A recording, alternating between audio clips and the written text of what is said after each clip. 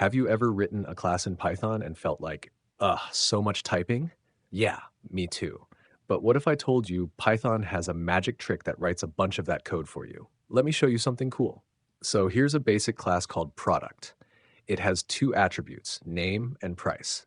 We've written the init method to initialize the values and repr to define how the object is represented as a string when we print it, making it look nice and readable. It works fine, but let's be honest, writing these methods over and over again gets boring real fast. Now watch this. First, we import dataclass from the dataclasses module with this line. Then we add @dataclass right above the class definition. That's it. This single line of code tells Python to automatically generate the init and repr methods for us. No need to write them ourselves. All we do is specify the class variable names and their types, and that's it. Python handles the rest for us. And the best part?